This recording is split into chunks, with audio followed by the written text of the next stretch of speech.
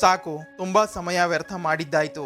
ಈಗ ಓದುವ ಸಮಯ ಬಂದಿದೆ. ಈ ಬಾರಿ ಅಷ್ಟು ಕಠಿಣ ಪರಿಶ್ರಮ ಪಡ್ತೀನಿ. ಆದ್ದರಿಂದ ಎಲ್ಲರನ್ನ ಹಿಂದೆ ಹಾಕ್ತೀನಿ. ಈ ಬಾರಿ ನನ್ನ ಟಾಪರ್ ಆಗುವುದರಿಂದ ಯಾರಿಂದಲೂ ತಪ್ಪಿಸಲು ಸಾಧ್ಯವೇ ಇಲ್ಲ. ನಿಜ ಹೇಳಿ, ಎಷ್ಟು ದಿನ ಆಯಿತು ತಮ್ಮ ಜೊತೆಗೆ ತಾವು ಈ ಪ್ರಾಮಿಸ್ ಮಾಡಿ? ಎಷ್ಟು ದಿನ ಆಯಿತು ತಮ್ಮ ಜೊತೆಗೆ ತಾವು ಈ ಭರವಸೆ ನೀಡಿ? ಹಾಗಿದ್ರೆ ನೀವು ಒಬ್ಬ ಟಾಪರ್ ಆದ್ರ? ಖಂಡಿತ ಇಲ್ಲ. ಏಕೆಂದ್ರೆ ಕೇವಲ ಯೋಚನೆ ಮಾಡುವುದರಿಂದ ಯಾರಾದರೂ ಟಾಪರ್ ಆಗ್ತಾ ಇದ್ದಿದ್ರೆ ಎಲ್ಲಕ್ಕಿಂತ ಜಾಸ್ತಿ ಟಾಪರ್ಸ್ ಓವರ್ ಥಿಂಕಿಂಗ್ ಮಾಡುವ ವಿದ್ಯಾರ್ಥಿಗಳು ಆಗಿರ್ತಾ ಇದ್ರು. ಏಕೆಂದ್ರೆ ಎಲ್ಲಕ್ಕಿಂತ ಜಾಸ್ತಿ ಅವರೇ ಯೋಚನೆ ಮಾಡ್ತಾರೆ ಅಲ್ವಾ? ಅಂದ ಹಾಗೆ ಕೇವಲ ಯೋಚನೆ ಮಾಡುವುದರಿಂದ ಯಾರು ಟಾಪರ್ ಆಗೋದಿಲ್ಲ. ಏಕೆಂದ್ರೆ ಟಾಪರ್ ಆಗಲು ಹಾರ್ಡ್ ವರ್ಕ್ ಮಾಡ್ಬೇಕಾಗತ್ತೆ. ಅದನ್ನ ನೀವು ಮಾಡ್ತಾ ಇಲ್ಲ. ಮತ್ತೆ ನೀವು ಆ ಕೆಲಸ ಮಾಡ್ತಾ ಇಲ್ಲ ಯಾವುದನ್ನ ಟಾಪರ್ ಮಾಡ್ತಾರೆ. ಅಂದ ಹಾಗೆ ನೀವು ಜಾಸ್ತಿ ಸ್ಟಡಿ ಮಾಡ್ತೀರಾ, ಆದರೆ ಯಾವತ್ತೂ ಒಬ್ಬ ಟಾಪರ್ ಆಗೋದಿಲ್ಲ. ಬಟ್ ಡೋಂಟ್ ವರಿ, ಈ ವಿಡಿಯೋ ನೋಡಿದ ಮೇಲೆ, ಈ ವಿಡಿಯೋದಲ್ಲಿ ಹೇಳಿರುವ ಟೆಕ್ನಿಕ್ಸ್ ಗಳನ್ನ ಫಾಲೋ ಮಾಡಿದ ಮೇಲೆ ನೀವು ಒಬ್ಬ ಟಾಪರ್ ಆಗ್ಬಹುದು. ಏಕೆಂದ್ರೆ ಈ ವಿಡಿಯೋದಲ್ಲಿ ನಾನು ನಿಮಗೆ ಆ ಎಲ್ಲಾ ಸೀಕ್ರೆಟ್ಸ್ ಗಳ ಬಗ್ಗೆ ಹೇಳ್ತೀನಿ. ನೀವು ಕಡಿಮೆ ಓದಿಯೂ ಒಬ್ಬ ಟಾಪರ್ ಸ್ಟೂಡೆಂಟ್ ಆಗ್ಬಹುದು. ಜೊತೆಗೆ 4 ಅಮೇಜಿಂಗ್ ಟೆಕ್ನಿಕ್ಸ್ ಗಳನ್ನ ಹೇಳ್ತೀನಿ. ಅದನ್ನ ಪ್ರತಿಯೊಬ್ಬ ಟಾಪರ್ ಫಾಲೋ ಮಾಡ್ತಾನೆ. ಮತ್ತೆ ಕೆಲವೊಂದು ಮಿಸ್ಟೇಕ್ ಗಳನ್ನು ಹೇಳ್ತೀನಿ. ಅದನ್ನ ಪ್ರತಿಯೊಬ್ಬ ವಿದ್ಯಾರ್ಥಿ ಮಾಡೇ ಮಾಡ್ತಾನೆ. ಒಂದ್ ವೇಳೆ ನೀವು ಇದರಿಂದ ಪಾರಾದ್ರೆ ನಿಮ್ಮನ್ನ ಟಾಪರ್ ಆಗುವುದರಿಂದ ಯಾರಿಂದಲೂ ತಪ್ಪಿಸಲು ಸಾಧ್ಯವೇ ಇಲ್ಲ. Mistake number 1, ಪ್ರೊಕಾಸ್ಟಿನೇಷನ್. ಅಂದ್ರೆ ಇವತ್ತಿನ ಕೆಲಸವನ್ನು ನಾಳೆ ಮೇಲೆ ಹಾಕುವುದು. ನೋಡಿ, ವಿದ್ಯಾರ್ಥಿಗಳಿಗೆ ಇದೇ ವಿಷಯ ತುಂಬಾ ದೊಡ್ಡ ತೊಂದರೆ ಕೊಡುತ್ತೆ. ಏಕೆಂದ್ರೆ ಸ್ಟೂಡೆಂಟ್ಸ್ ಗಳಿಗೆ ಅವರ ಇಂಪಾರ್ಟೆಂಟ್ ಕೆಲಸ ಮಾಡದೇ ಇರೋ ಹಾಗೆ ಮಾಡುತ್ತೆ. ಮತ್ತೆ ಇದೇ ನಿಮ್ಮ ಅಭ್ಯಾಸ ಒಂದಲ್ಲ ಒಂದು ದಿನ ನಿಮ್ಮ ರೀಗ್ರೆಟ್ ನ ಕಾರಣ ಆಗಿರುತ್ತೆ. ಏಕೆಂದ್ರೆ ನೀವು ಪ್ರತಿಯೊಂದು ಕೆಲಸವನ್ನು ನಾಳೆ ಮೇಲೆ ಹಾಕ್ತಾ ಇರ್ತೀರಾ. ಯಾವ ಕೆಲಸವನ್ನು ನೀವು ಇವಾಗ್ಲೇ ಮಾಡಬೇಕಾಗಿತ್ತು ಅದನ್ನ ನೀವು ನಾಳೆ ಮಾಡೋಣ, ಆಮೇಲೆ ಮಾಡೋಣ ಅಂತೀರಾ. ಆದ್ರೆ ಆ ನಿಮ್ಮ ನಾಳೆ ಯಾವತ್ತೂ ಬರೋದೇ ಇಲ್ಲ. ಮತ್ತೆ ಆ ಕೆಲಸ ಮಾಡಲು ಮನಸ್ಸು ಆಗೋದಿಲ್ಲ. ಒಂದ್ ವೇಳೆ ಕೆಲಸ ಮಾಡುವ ಮನಸ್ಸು ಇದ್ರೂ ಸ್ವಲ್ಪ ಸಮಯ ಕೆಲಸ ಮಾಡಿ ಮತ್ತೆ ಬಿಟ್ಟು ಬಿಡ್ತೀರಾ. ನೋಡಿ, ನಿಮಗೆ ಟಾಪರ್ ಆಗುವುದು ಇದ್ರೆ ಈ ಮಿಸ್ಟೇಕ್ ಅನ್ನ ಇವತ್ತೇ ಮತ್ತೆ ಈ ಕೂಡಲೇ ಬಿಟ್ಟು ಬಿಡಬೇಕಾಗತ್ತೆ. ಆವಾಗ್ಲೇ ನೀವು ನಿಮ್ಮ ಕ್ಲಾಸ್ ನ ಟಾಪರ್ ಆಗಬಹುದು. ಒಂದ್ ವೇಳೆ ನೀವು ಈ ಮಿಸ್ಟೇಕ್ ಅನ್ನ ಸುಧಾರಣೆ ಮಾಡಲಿಲ್ಲ ಅಂದ್ರೆ ನಮ್ಮ ಕೆಲಸವನ್ನು ಸರಿಯಾದ ಸಮಯದಲ್ಲಿ ಪೂರ್ಣಗೊಳಿಸೋದೇ ಇಲ್ಲ. Mistake number 2, time management. ನೋಡಿ, ಸ್ಟೂಡೆಂಟ್ ಲೈಫ್ ನಲ್ಲಿ ಟೈಮ್ ನ ಇಂಪಾರ್ಟೆನ್ಸ್ ಎಲ್ಲಕ್ಕಿಂತ ಜಾಸ್ತಿ ಇರುತ್ತೆ. ಏಕೆಂದ್ರೆ ಎಲ್ಲರಿಗೂ ದಿನದಲ್ಲಿ 24 ಗಂಟೆ ಸಮಯವೇ ಸಿಗೋದು. ಆದ್ರೂ ಕೆಲವೊಬ್ಬರು ಟಾಪರ್ ಆಗ್ತಾರೆ, ಕೆಲವೊಬ್ಬರು ಫೇಲ್ಯೂರ್ ಆಗ್ತಾರೆ.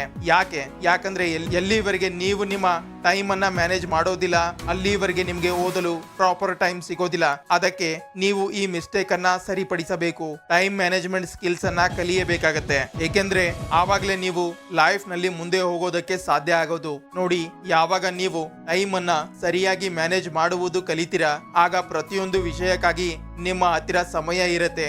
ಆಗ ನಿಮ್ಮ ಪ್ರತಿಯೊಂದು ಕೆಲಸ ಸರಿಯಾದ ಸಮಯಕ್ಕೆ ಕಂಪ್ಲೀಟ್ ಆಗುತ್ತೆ. ಉದಾಹರಣೆಗೆ ನಿಮ್ಮ ಸಿಲೆಬಸ್, ಇದನ್ನ ನೀವು ಆದಷ್ಟು ಬೇಗ ಕಂಪ್ಲೀಟ್ ಮಾಡಿದ್ರೆ ಒಳ್ಳೇದು. ಇಲ್ಲ ಅಂದ್ರೆ ಎಕ್ಸಾಮ್ಸ್ ವರೆಗೂ ನಿಮ್ಮ ಸಿಲೆಬಸ್ ಕಂಪ್ಲೀಟ್ ಆಗೋದೇ ಇಲ್ಲ. ಅದಕ್ಕೆ ಆದಷ್ಟು ಬೇಗ ನೀವು ಟೈಮ್ ಮ್ಯಾನೇಜ್ಮೆಂಟ್ ಸ್ಕಿಲ್ಸ್ ಅನ್ನ ಡೀಪ್ಲಿ ಅರ್ಥ ಮಾಡಿಕೊಳ್ಳಿ. Mistake number 3, deep planning. ನೋಡಿ, ಇದೊಂದು ಇಂತಹ ಮಿಸ್ಟೇಕ್ ಆಗಿದೆ. ಇದನ್ನ ಪ್ರತಿಯೊಬ್ಬ ವಿದ್ಯಾರ್ಥಿ ಮಾಡೇ ಮಾಡ್ತಾನೆ. ಈಗ ಆತ ಒಬ್ಬ ಟಾಪರ್ ಆಗಿರ್ಲಿ ಅಥವಾ ಫೇಲ್ಯೂರ್ ಆಗಿರ್ಲಿ. ಏಕೆಂದ್ರೆ ನೀವು ನಿಮ್ಮ ಅದೆಷ್ಟೋ ಸಮಯ ಪ್ಲಾನಿಂಗ್ ಮಾಡುವುದರಲ್ಲಿಯೇ ವೇಸ್ಟ್ ಮಾಡ್ತಾ ಇದ್ದೀರಾ. ನೀವು ನಾನೊಂದು ಒಳ್ಳೆಯ ಪ್ಲಾನಿಂಗ್ ಮಾಡ್ತೀನಿ ಆಮೇಲೆ ಓದೋಣ ಅನ್ಕೊಳ್ತೀರಾ. ಅದಕ್ಕಾಗಿ ಬೇರೆಯವರಿಂದ ಇನ್ಸ್ಪೈರ್ ಆಗಿ 10 ಗಂಟೆ 12 ಗಂಟೆ ಓದುವ ಸ್ಟಡಿ ಪ್ಲಾನ್ ರೆಡಿ ಮಾಡಿಕೊಳ್ತೀರಾ. ಅಂದ ಹಾಗೆ ಇಲ್ಲಿವರೆಗೆ ಯಾವುದೇ ಪ್ರಾಬ್ಲಮ್ ಇರೋದಿಲ್ಲ. ಆದ್ರೆ ಯಾವಾಗ ನೀವು ಇದನ್ನ ಫಾಲೋ ಮಾಡೋದಿಲ್ಲ ಆಗ ಸಮಸ್ಯೆ ಉದ್ಭವ ಆಗುತ್ತೆ. ಅಂದ್ರೆ ನೀವು ಇದನ್ನ ನಿರ್ಮಾಣ ಮಾಡಲು ಸಮಯ ಅಂತೂ ವ್ಯರ್ಥ ಮಾಡಿದ್ರಿ, ಮತ್ತೆ ಅದನ್ನ ಫಾಲೋ ಸಹ ಮಾಡಲಿಲ್ಲ. ಹೇಳುವ ಅರ್ಥ ಇಷ್ಟೇ, ಈ ಪ್ಲಾನ್ ಅನ್ನ ರೆಡಿ ಮಾಡಲು ಎಷ್ಟು ಸಮಯ ನೀಡಿದ್ರಿ ಅದನ್ನ ಕೇವಲ ವ್ಯರ್ಥ ಮಾಡಿದ್ರಿ. ಅದಕ್ಕೆ ನೀವು ಕೇವಲ ಪ್ಲಾನಿಂಗ್ ಸಲುವಾಗಿ ಸಮಯ ವ್ಯರ್ಥ ಮಾಡಬಾರ್ದು. ನೋಡಿ, ನಾನ್ ನಿಮ್ಗೆ ಪ್ಲಾನಿಂಗ್ ಮಾಡಬೇಡಿ ಅಂತಿಲ್ಲ, ಪ್ಲಾನಿಂಗ್ ಮಾಡಿ. ಆದರೆ ಆ ಪ್ಲಾನಿಂಗ್ ನಲ್ಲಿ ಅಷ್ಟೊಂದು ಜಾಸ್ತಿ ಸಮಯ ವ್ಯರ್ಥ ಮಾಡಬೇಡಿ.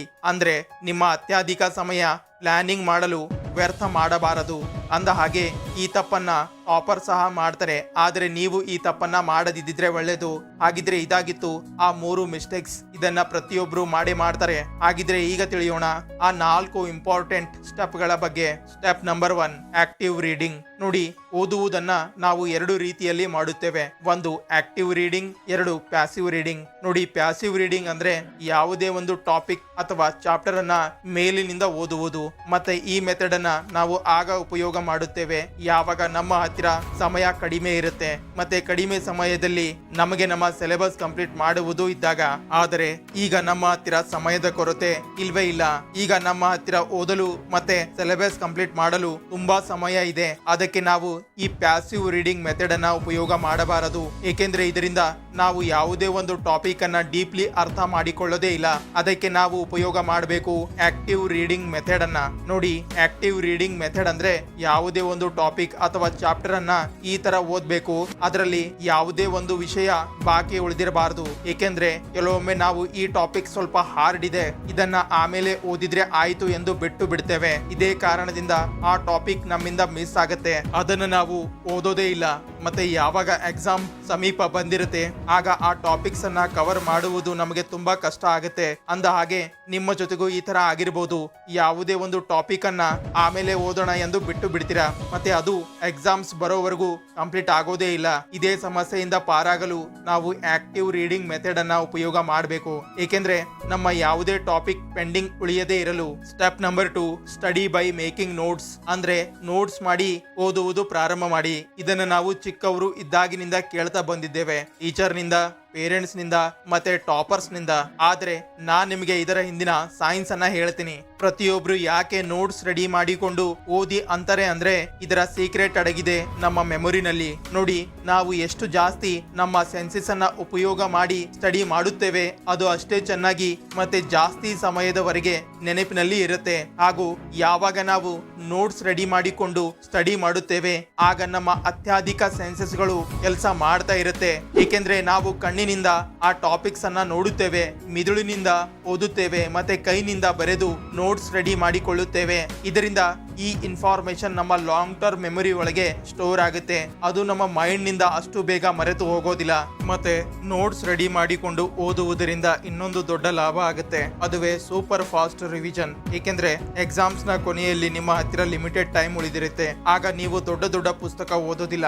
ಆ ಸಮಯದಲ್ಲಿ ಉಪಯೋಗಕ್ಕೆ ಬರುತ್ತೆ ಶಾರ್ಟ್ ನೋಟ್ಸ್. ಅದಕ್ಕೆ ನೀವು ಮೊದಲಿನಿಂದಲೇ ಶಾರ್ಟ್ ನೋಟ್ಸ್ ರೆಡಿ ಮಾಡಿಕೊಂಡಿದ್ರೆ ಇದು ನಿಮಗೆ ಎಕ್ಸಾಮ್ಸ್ ನಲ್ಲಿ ಜಾಸ್ತಿ ಅಂಕ ಪಡೆಯಲು ತುಂಬಾ ಸಹಾಯ ಮಾಡುತ್ತೆ. ಏಕೆಂದ್ರೆ ಎಕ್ಸಾಮ್ಸ್ ನ ಸಮಯದಲ್ಲಿ ನೀವು 2-3 ದಿನದಲ್ಲಿಯೇ ಕಂಪ್ಲೀಟ್ ರಿವಿಷನ್ ಮಾಡಬೇಕಾಗತ್ತೆ. ಅದು ಕೇವಲ ಶಾರ್ಟ್ ನೋಟ್ಸ್ ನ ಸಹಾಯದಿಂದಲೇ ಪಾಸಿಬಲ್ ಆಗುತ್ತೆ. ಹಾಗಿದ್ರೆ ನೀವು ನಿಮ್ಮ ಕ್ಲಾಸ್ ನ ಟಾಪರ್ ಆಗ್ಬೇಕು ಅಂತ ಅನ್ಕೊಂಡಿದ್ರೆ ಸಾಧ್ಯ ಆದಷ್ಟು ನೋಟ್ಸ್ ರೆಡಿ ಮಾಡಿಕೊಂಡು ಓದುವುದು ಪ್ರಾರಂಭ ಮಾಡಿ. Step number 3, topper mentality. ನೋಡಿ, ಟಾಪರ್ ಮೆಂಟಾಲಿಟಿ ಅಂದ್ರೆ ನೀವು ಕೇವಲ ಟಾಪರ್ ಆಗುವ ಬಗ್ಗೆ ಯೋಚನೆ ಮಾಡುವುದು ಆಗಿರುತ್ತೆ. ನೀವು ನಿಮ್ಮ ಮೈಂಡ್ಗೆ ಹೇಳಿ ನಾನೊಬ್ಬ ಟಾಪರ್ ಇದ್ದೇನೆ ಅನ್ನೋದು. ಟಾಪರ್ ಮೆಂಟಾಲಿಟಿ ಅಂದ್ರೆ ಪ್ರತಿ ಸಲ ಪಾಸಿಟಿವ್ ಆಗಿ ರಿಯಾಕ್ಟ್ ಮಾಡುವುದು ಆಗಿರುತ್ತೆ. ಹಾಗಿದ್ರೆ ಇದನ್ನ ಒಂದು ಎಕ್ಸಾಂಪಲ್ ನ ಸಹಾಯದಿಂದ ತಿಳಿಯೋಣ. 2 ಜನ ಗೆಳೆಯರು ಇರ್ತಾರೆ, ರಮೇಶ್ ಮತ್ತೆ ಸುರೇಶ್. ಇವರಿಬ್ಬರಲ್ಲಿ ಟಾಪರ್ ಆಗುವ ಮೆಂಟಾಲಿಟಿ ರಮೇಶ್ ನ ಹತ್ತಿರ ಇದೆ.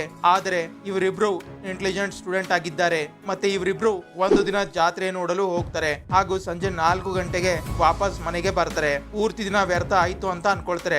ಆಗ ಸುರೇಶ್ ಯೋಚನೆ ಮಾಡ್ತಾನೆ, ಈಗ 4 ಗಂಟೆ ಸಮಯ ಆಗಿದೆ, ಇವತ್ತಿನ ಪೂರ್ತಿ ದಿನ ವ್ಯರ್ಥ ಆಗಿದೆ, ನಾಳೆಯಿಂದ ಮತ್ತೆ ಓದೋಣ ಅನ್ಕೊಳ್ತಾನೆ. ಆದರೆ ರಮೇಶ್ ಯೋಚನೆ ಮಾಡ್ತಾನೆ, ಕಳೆದು ಹೋಗಿರುವ ಸಮಯದ ಬಗ್ಗೆ ಯೋಚನೆ ಮಾಡೋದ್ರಿಂದ ಏನೂ ಉಪಯೋಗ ಆಗೋದಿಲ್ಲ. ಆದರೆ ಉಳಿದಿರುವ ಸಮಯವನ್ನು ಸರಿಯಾಗಿ ಉಪಯೋಗಿಸಿಕೊಳ್ಳೋಣ ಎಂದು ಓದಲು ಕುಳಿತುಕೊಳ್ತಾನೆ. ಮತ್ತೆ 4 ರಿಂದ 6 ಗಂಟೆವರೆಗೆ ಪೂರ್ತಿ ಫೋಕಸ್ ನಿಂದ ಸರಿಯಾಗಿ ಸ್ಟಡಿ ಮಾಡ್ತಾನೆ. ಮತ್ತೆ ತನ್ನ ಒಂದು ಚಾಪ್ಟರ್ ಅನ್ನ ಕಂಪ್ಲೀಟ್ ಮಾಡ್ತಾನೆ. ನೋಡಿ, ರಮೇಶ್ ಸಹ ಸಮಯವನ್ನು ವ್ಯರ್ಥ ಮಾಡಿದ್ದ, ಆದ್ರೆ ಆತ ಉಳಿದ ಸಮಯದಲ್ಲಿ ಓದಿ ಸಮಯದ ಸದುಪಯೋಗ ಮಾಡಿಕೊಂಡ. ಆದರೆ ಸುರೇಶ್ ಆ ಸಮಯವನ್ನು ಹಾಗೆ ವ್ಯರ್ಥ ಮಾಡಿದ. ನೋಡಿ, ಇದೊಂದು ಚಿಕ್ಕ ಮಾತಿದೆ ಎಂದು ನಿಮಗೆ ಅನಿಸ್ತಾ ಇರಬಹುದು, ಆದರೆ ನೀವು ತಗೊಂಡ ಇದೇ ಸಣ್ಣ ಪುಟ್ಟ ಡಿಸಿಷನ್ ಒಂದು ದಿನ ನಿಮ್ಮನ್ನ ಟಾಪರ್ ಸ್ಟೂಡೆಂಟ್ ಆಗಿ ಮಾಡುತ್ತೆ. ಇದೇ ಮಾತು ನಿಮ್ಮನ್ನ ಒಬ್ಬ ಸಕ್ಸಸ್ಫುಲ್ ವ್ಯಕ್ತಿಯನ್ನಾಗಿ ಮಾಡುತ್ತೆ. ಏಕೆಂದ್ರೆ ಇಂತಹ ಸಣ್ಣ ಪುಟ್ಟ ಮಾತುಗಳ ಮೇಲೆ ಯಾರು ಗಮನ ಕೊಡೋದಿಲ್ಲ. ಈ ಸೈಡ್ ಟೈಮ್ ಅನ್ನ ಯಾರು ಸರಿಯಾಗಿ ಉಪಯೋಗಿಸಿಕೊಳ್ಳೋದೇ ಇಲ್ಲ. ಇದನ್ನ ಸರಿಯಾಗಿ ಉಪಯೋಗಿಸಿಕೊಂಡಿದ್ದು ರಮೇಶ್ ಮಾತ್ರ.